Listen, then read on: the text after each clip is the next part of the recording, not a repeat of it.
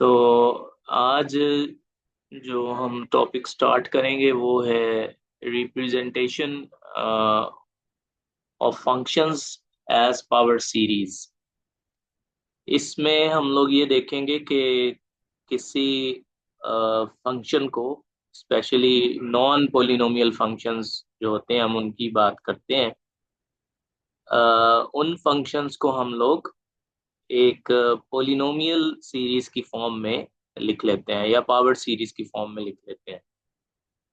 तो इस टाइप की रिप्रेजेंटेशन जो है वो हम इस सेक्शन में देखेंगे, और ये इम्पोर्टेंस इसकी ये है कि बहुत से जो न्यूमेरिकल सॉफ्टवेयर्स होते हैं या कैलकुलेटर्स होते हैं, वो भी यही टेक्निक फॉलो करते हैं कि किसी फंक्शन की वैल्यू बताने के लिए उसकी पोलिनोमियल फॉर्म में सीरीज बनाते हैं और फिर उस सीरीज की वैल्यू फाइंड आउट करते हैं किसी पर्टिकुलर एक्स के लिए।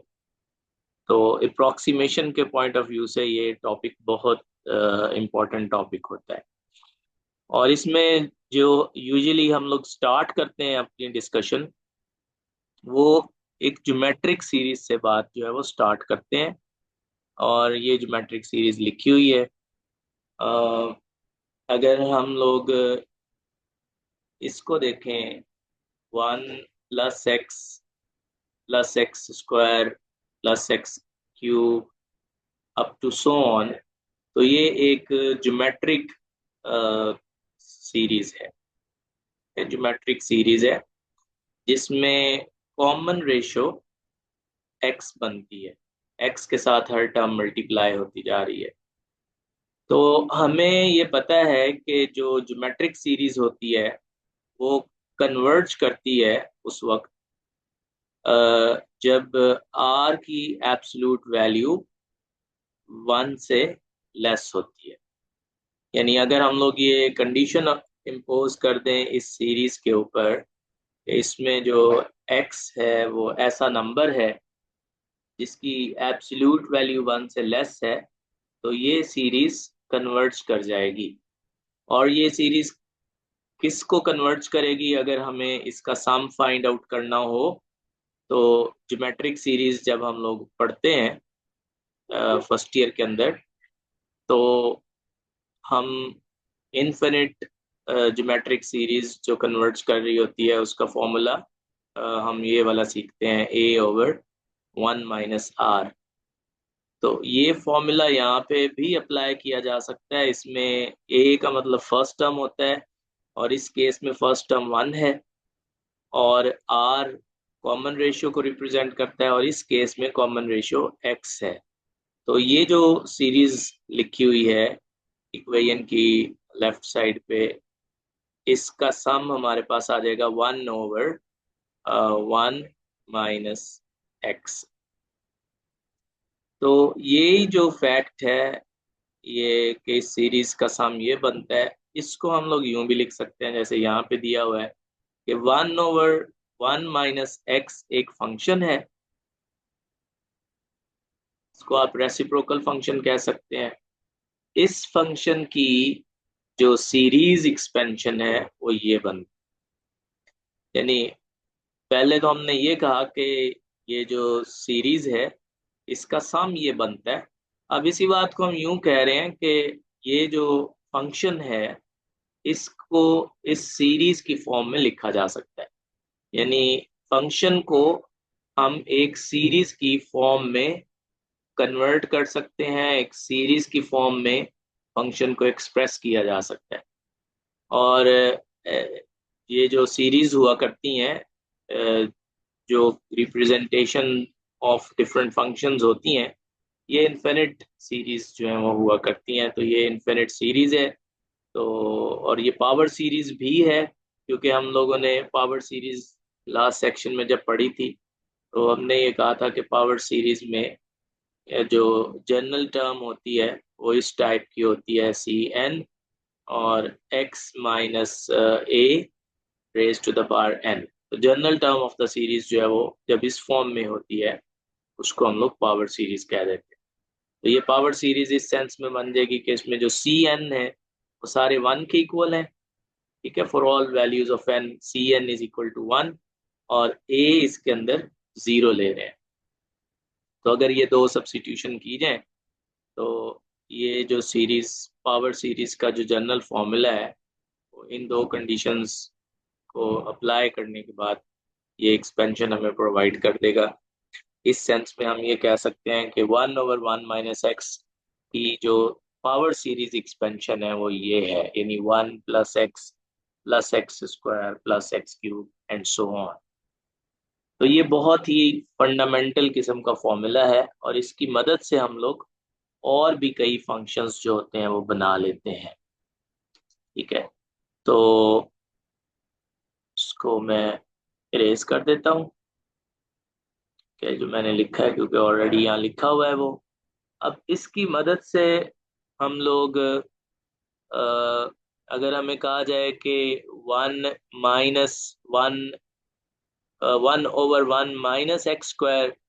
की सीरीज लिखें, तो हम लोग क्या करते हैं, हम लोग जो फॉर्मूला 1 दिया हुआ है उसमें हम रिप्लेस कर लेते हैं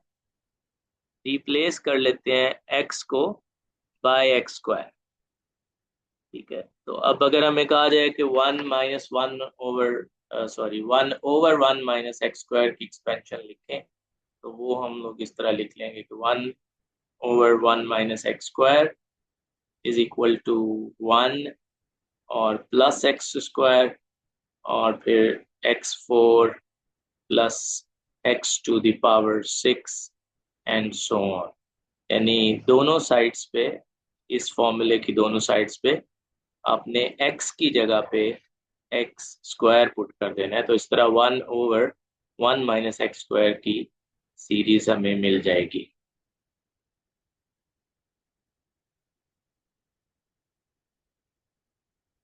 यहाँ पे उसने ग्राफ में ये शो किया है कि 1/1 - x का अगर हम लोग ग्राफ बनाए, वो यहाँ पे दिया हुआ है, कहाँ दिया हुआ है,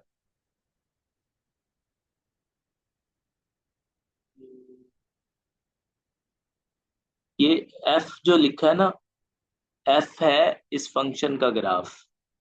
जो पिंक कलर का ग्राफ है ना यहाँ पे, वो इस फंक्शन का ग्राफ है 1/1 - x का।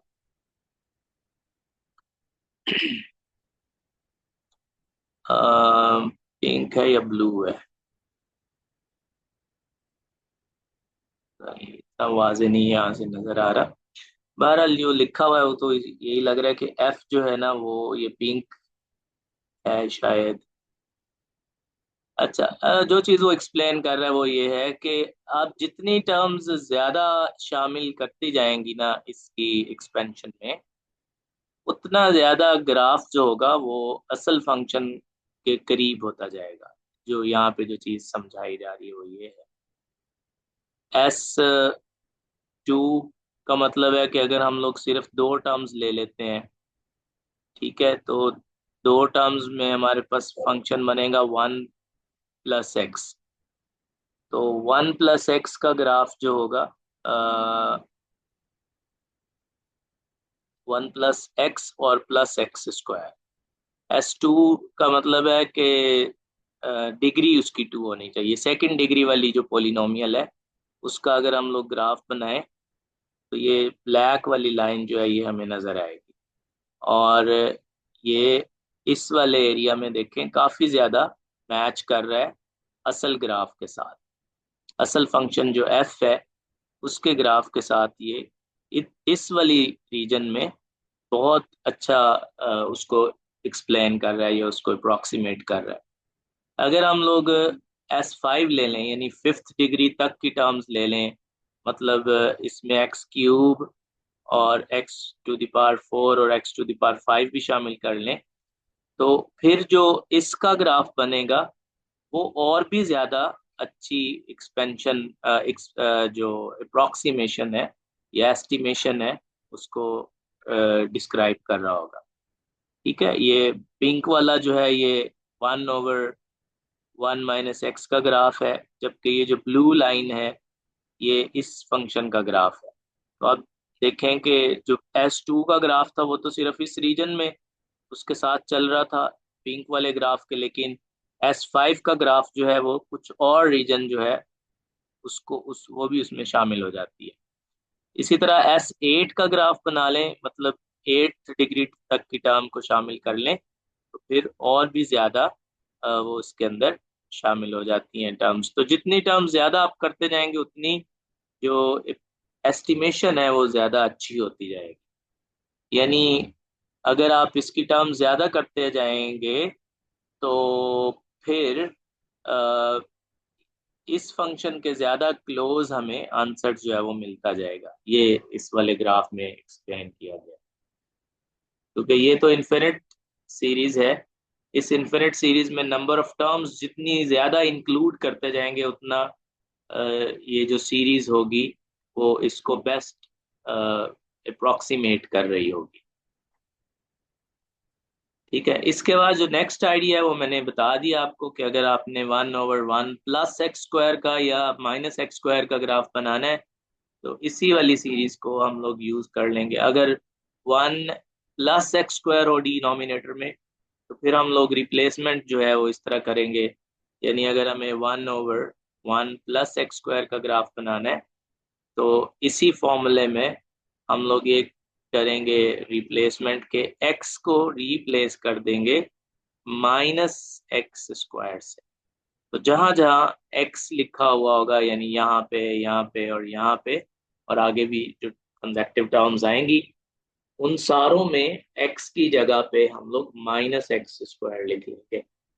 तो जब आप -x² लिख लेंगे तो फिर हमारे पास 1/1 + x² का जो आंसर है वो इस तरह आ जाएगा। पहली टर्म 1 आएगी, दूसरी टर्म -x² हो जाएगी, तीसरी टर्म +x4 हो जाएगी, और उससे अगली टर्म जो है वो -x6 हो जाएगी, एंड सो ऑन। इस तरह ये जो सीरीज है वो हमें इस वाले फंक्शन की मिल जाएगी, इस वाले फंक्शन की रिप्रेजेंटेटिव सीरीज हमें मिल जाएगी।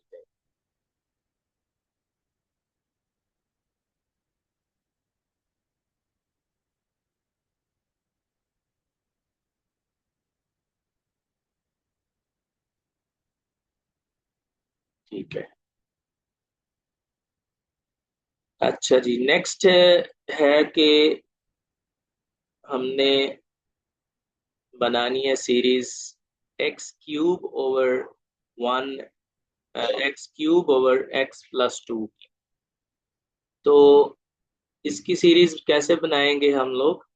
अगर हमें सीरीज लिखनी है x³ / x+2 को सीरीज की फॉर्म में लिखना है, तो पहले हम लोग इसमें से x³ अलग कर लेते हैं, फिर इसको लिख लेते हैं 1/।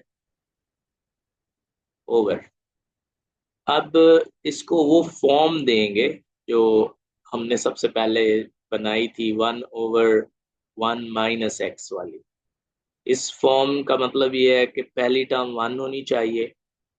तो पहली टर्म 1 बनाने के लिए हम लोग 2 को कॉमन ले लेते हैं।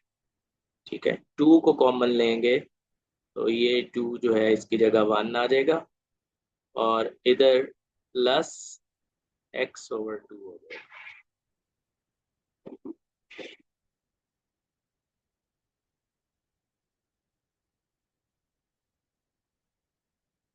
फिर हम लोग x³/2 को बाहर लिख लेंगे, 2 भी बाहर लिख लिया यानी, और 1/1 माइनस, और ब्रैकेट में -x/2 लिख लें।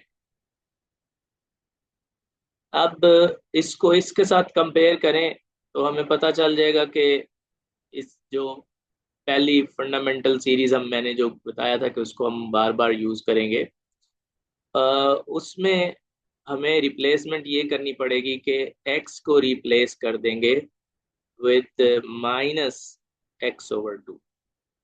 तो जो राइट साइड थी उस सीरीज की, उसमें जहां जहां x लिखा हुआ था वहां वहां हम लोग -x/2 लिख देंगे। तो हमारे पास सीरीज ये थी ना, 1/1 - x is equal to 1 + x², sorry, +x और +x³ up to so on. और अब अगर हम लोग ये वाली सीरीज लिखना चाह रहे हैं, 1/1 माइनस x/2, तो ये हो जाएगी 1, और फिर आ जाएगा -x/2, और फिर आएगा +x²/4, और फिर उससे अगली टर्म हो जाएगी -x³/8 एंड सो ऑन। इस तरह एक्सपेंशन इसकी बनेगी। और इसके साथ अगर हम लोग ये वाली इसको भी कंसीडर करेंगे, तो इसको मल्टीप्लाई कर देंगे हर टर्म के साथ। तो जब इसके साथ ये मल्टीप्लाई हो जाएगा, यानी x³/2 को जब मल्टीप्लाई कर देंगे 1/1 + x/2 से, तो ये हमारे पास यही वाली जो फैक्टर है, ये दूसरी साइड पर भी मल्टीप्लाई हो जाएगा हर टर्म के साथ। तो आपको ये मिलेगा x³/2, और फिर माइनस ये हो जाएगा x4/4।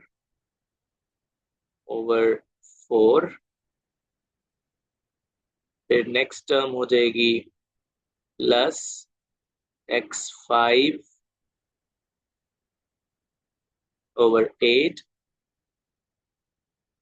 अगली टर्म हो जाएगी x6/16 एंड सो ऑन।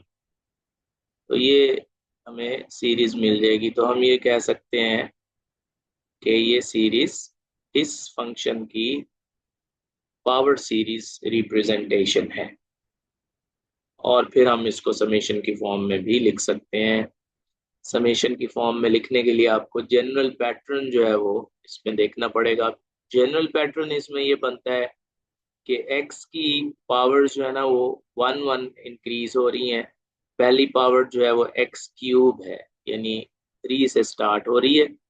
तो हम लोग उसके लिए क्या करेंगे, यहाँ x⁴ n लिख लेते हैं, और यहाँ लिख लेंगे कि n वेरीज फ्रॉम 3 से n स्टार्ट हो रहा है। तो ये तो x³ से यानी स्टार्ट हो जाएगा, x³ x4 and so on.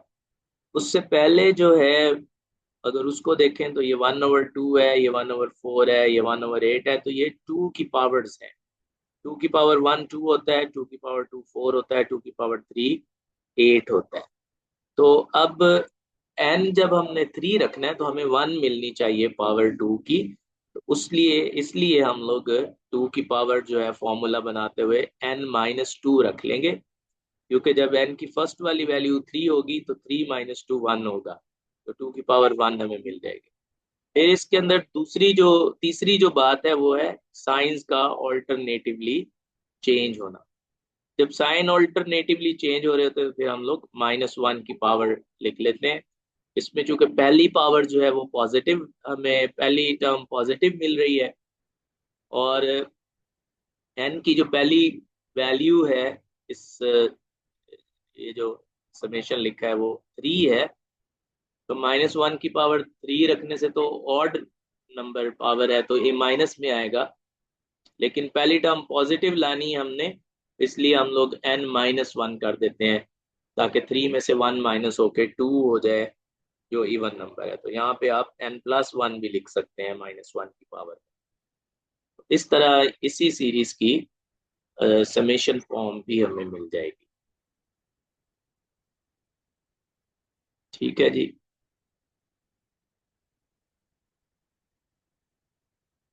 अगर किसी का क्वेश्चन हो तो वो चैट बॉक्स में भेज सकते हैं। आगे जो टॉपिक है वो भी बहुत इम्पोर्टेंट है। उसमें हम लोग देखेंगे differentiation and integration of power series. किसी पावर सीरीज की इंटीग्रेशन और डिफरेंशिएशन कैसे हम लोग कर सकते हैं।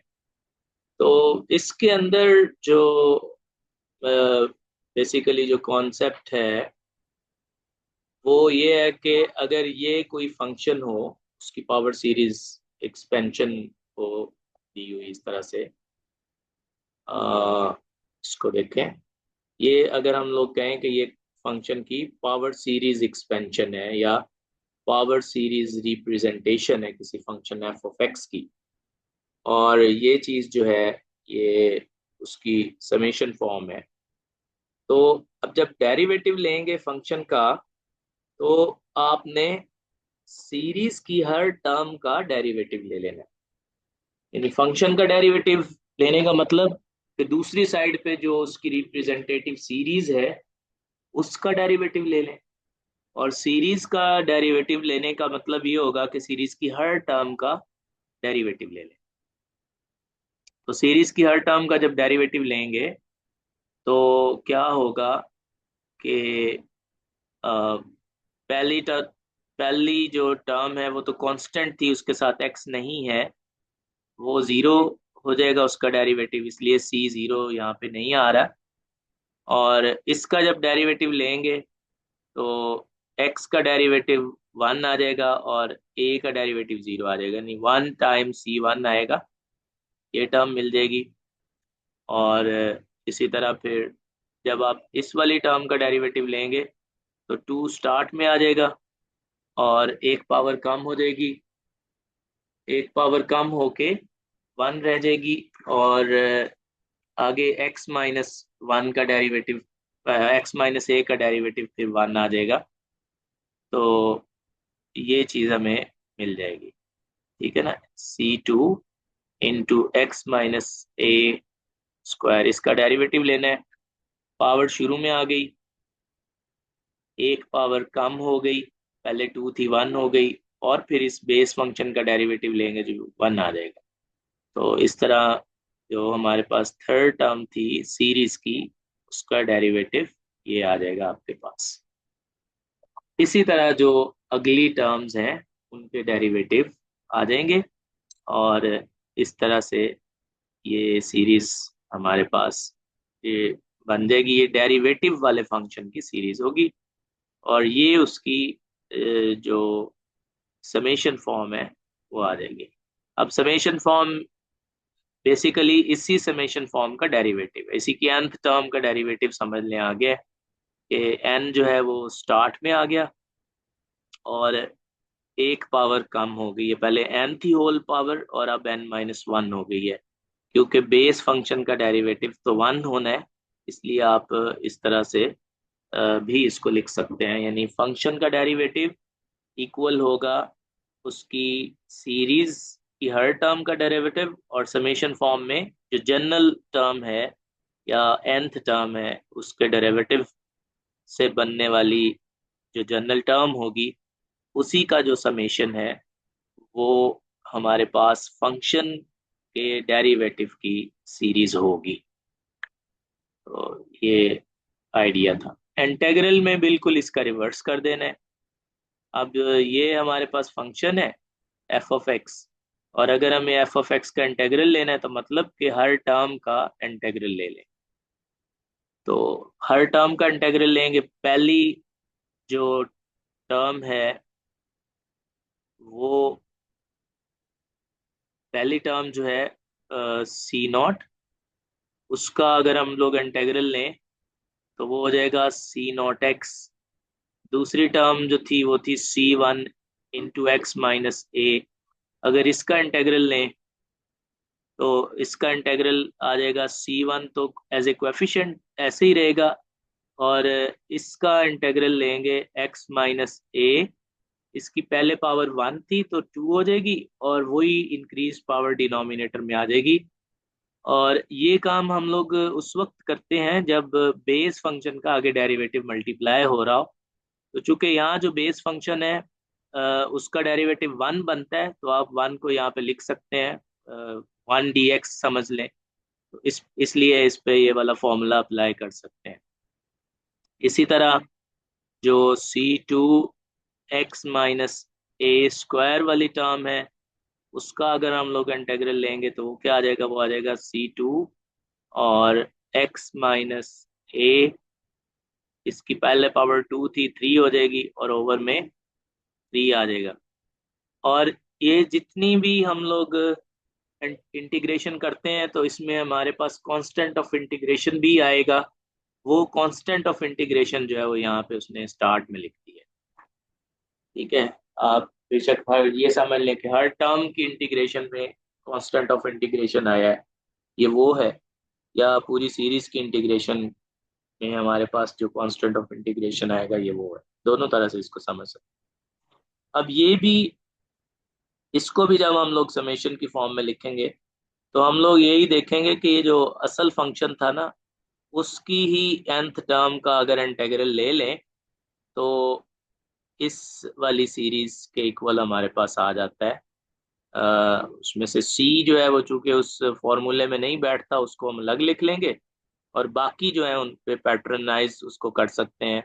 बाकी जो टर्म है उसमें हम, जो हमें नजर आ रहा है कि एक एक पावर इंक्रीज होगी और इंक्रीज पावर जो डिनोमिनेटर में आ गई है, तो इस तरह से हम लोग किसी भी फंक्शन की जो सीरीज है वो बना सकते हैं, फंक्शन के डेरिवेटिव की सीरीज बना सकते हैं और फंक्शन के इंटीग्रल की सीरीज जो है वो बना सकते हैं। ठीक है, तो ये एक कॉन्सेप्ट था। आगे हम लोग इस कॉन्सेप्ट को अब यूज करेंगे, इसको अप्लाई करेंगे।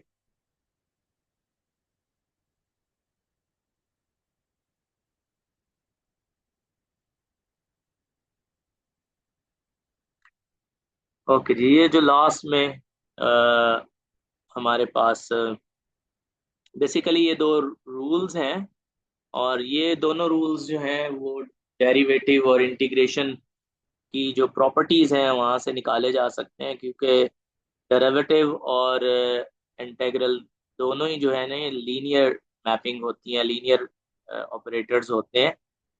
तो लीनियर ऑपरेटर्स जो हैं वो टर्म वाइज डिस्ट्रीब्यूट हो जाते हैं, तो उससे ये रिजल्ट जो है वो निकाले जा सकते हैं। इसमें बेसिकली ये बताया गया है कि सीरीज का डेरिवेटिव डेरिवेटिव्स की सीरीज के इक्वल होता है।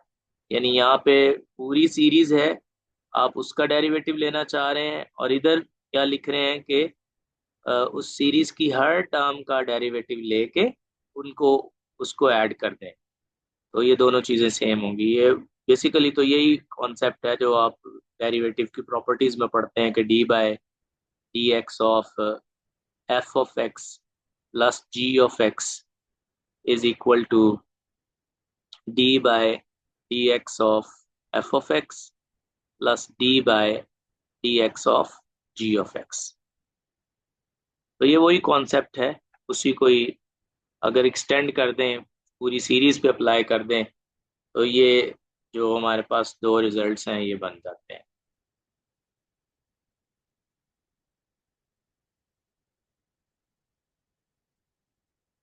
अच्छा जी, इसके बाद ये है एग्जाम्पल नंबर 4। इसमें क्या आ रहा है, in example 3 in section 11.8 we saw, ये तो मैं कहीं और तो नहीं चला गया, 11 पॉइंट, अच्छा हम 11.9 पे हैं, ठीक है।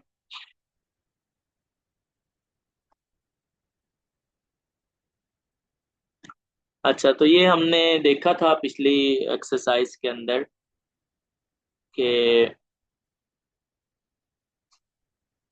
जो बेसल फंक्शन है इस तरह से डिस्क्राइब होता है, is defined for all x. मेरा ख्याल हमने इसका वो फाइंड किया था कि इसका इंटरवल ऑफ कन्वर्जेंस क्या होता है। तो it's defined for all x दस bye theorem 2, J naught is differentiable for all x and its derivative is found by term differentiation as follows। ठीक है, तो ये तो इजी बात है। इसमें हमने 11.8 में इसको एक्सपैंड किया है, और अगर हमने डेरिवेटिव लेना हो इस फंक्शन का, तो अभी जो ऊपर हमने प्रॉपर्टीज पढ़ी हैं उसको अप्लाई करके हम लोग इस सीरीज का या इस बेसल फंक्शन का डेरिवेटिव फाइंड कर सकते हैं। और उसके लिए हमें क्या करना पड़ेगा कि जो एक्सपेंशन इसकी हमने बनाई थी या बनेगी, उसकी हर टर्म का डेरिवेटिव ले लें। तो सिंपल कॉन्सेप्ट है ये, कोई इतना मुश्किल बात नहीं है। जो अभी अगर आप यहाँ पे देखें कि पावर शुरू में आ जाएगी 2n, देखें स्टार्ट में आ गया। एक्स की पावर जो है वो एक कम हो जाएगी, पहले एक्स की पावर 2n थी, अब वो 2n-1 हो जाएगी। और बाकी तो सारे चूंकि कोएफिशिएंट्स के अंदर काउंट हो जाते हैं, सिर्फ इसमें वेरिएबल एक्स था तो सिर्फ एक्स की पावर शुरू में लाएंगे, एक पावर कम करेंगे, बाकी सब कुछ वैसे ही रहेगा। -1 की पावर एन भी वैसे ही रहेगा, 2 टू द पावर 2n भी, और एन फैक्टोरियल का स्क्वायर भी।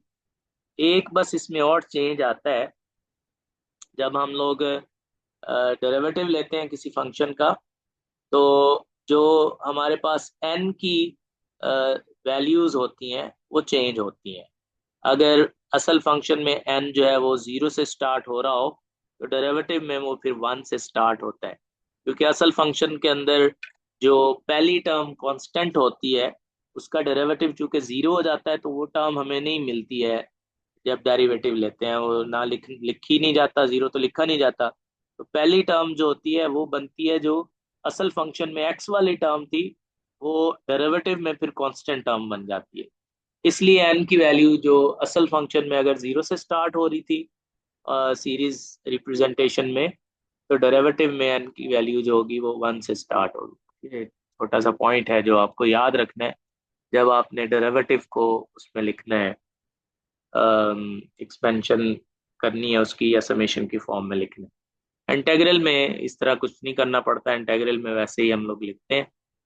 और क्योंकि इंटीग्रल में एक कांस्टेंट ऑफ इंटीग्रेशन जो ऐड होता है उसको वैसे ही हम समेशन से बाहर लिखते हैं, और बाकी जितनी टर्म्स होती हैं उन सारी टर्म्स के इंटीग्रल जो है वो आ जाते हैं। कोई टर्म वैनिश नहीं होती इंटीग्रेट करते हुए। इसलिए इंटीग्रेशन के केस में लिमिट्स ऑफ जो समेशंस की लिमिट है वो वही रहती हैं जो ओरिजिनल फंक्शन के केस में थी।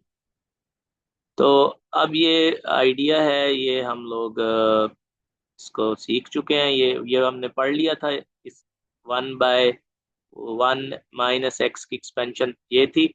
लेकिन अगर हमें ये फंक्शन लिखना हो कि ये किसके इक्वल है, तो ये फंक्शन डायरेक्टली तो इसके अंदर रिप्लेसमेंट से नहीं मिलेगा, क्योंकि यहाँ होल टू द पावर 2 आई हुई है। लेकिन अगर हम लोग ये देखें कि 1/1 - x का डेरिवेटिव अगर लिया जाए, ठीक है, तो इसका डेरिवेटिव जो है वो ये बनता है -1/1 - x होल स्क्वायर। तो इससे हम जो है वो इस फंक्शन को लिख सकते हैं। तो उसके लिए हमें करना क्या पड़ेगा कि माइनस को बाहर लिख लें और इसको यूं लिख लें। ये जो अंदर ये वाली जो चीज़ है, इसको हम लोग लिख सकते हैं d/dx ऑफ 1/1 - x। तो और ये हमारे पास क्या आ जाएगा कि ये बन जाएगा -1, और डेरिवेटिव ऑफ 1/1 - x की जो सीरीज थी वो यहाँ लिख लें, 1 + x + x² + x³ up to so on. तो ये आ जाएगा माइनस, और पहली टर्म 0 हो जाएगी, अगली टर्म 1 हो जाएगी, फिर आगे वाली टर्म जो है वो 2x हो जाएगी, नेक्स्ट वाली टर्म 3x² हो जाएगी, फिर 4x³ हो जाएगी। इस तरह हमें सीरीज मिल जाएगी, और ये सारी टर्म्स जो है ये नेगेटिव होंगी। और इस तरह से हम लोग ये कह सकते हैं कि इसकी जो, अच्छा यहाँ पे माइनस क्यों नहीं है, हाँ ठीक है, सॉरी यहाँ माइनस नहीं आएगा। माइनस इसलिए नहीं आएगा क्योंकि बाद में जब हमने इसका भी डेरिवेटिव लेना है ना, 1 - x का, तो 1 - x का डेरिवेटिव जो होता है वो -1 होता है। तो ये वाला माइनस जो है वो इस वाले माइनस को प्लस कर दे, तो ये यहाँ पे प्लस ही हमें मिलेगा। ठीक है, तो ये हमें सीरीज मिल जाएगी।